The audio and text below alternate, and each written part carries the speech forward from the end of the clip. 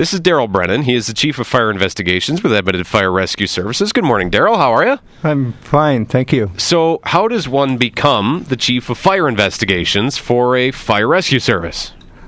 Well, you hang around a long time and gather some experience along the road.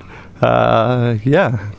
Well, how long have you hung around? When did you start with the fire department? I started with the fire department in 1980.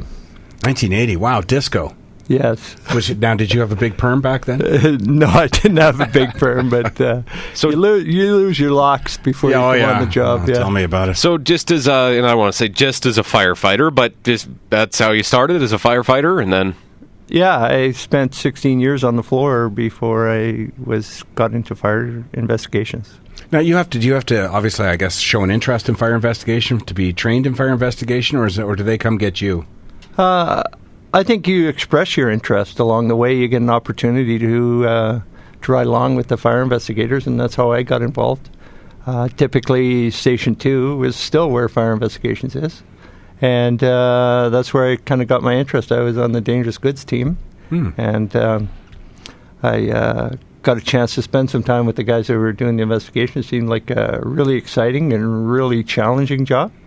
And that kind of piqued my interest. Challenging sounds about right, because I've always wanted to ask a fire investigator, what are you investigating? Because you see the things burned to the ground. What the heck are you even looking at? Yeah, well, there's a lot of pieces to a puzzle, and that's what you're trying to do, is put a puzzle back together.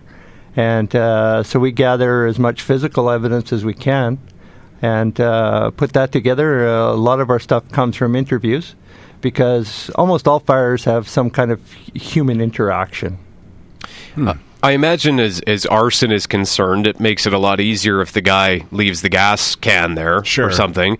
But how do you try to determine, when you get all this physical evidence together, and let's say the interview's not leading anywhere, what sorts of things do you look to give you the indication that arson was the cause versus, an electrical fire or some sort of accidental candle or something like that?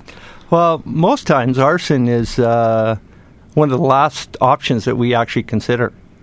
We go through a process of elimination, so we start from an area of the least amount of burning and work towards the most amount of burning.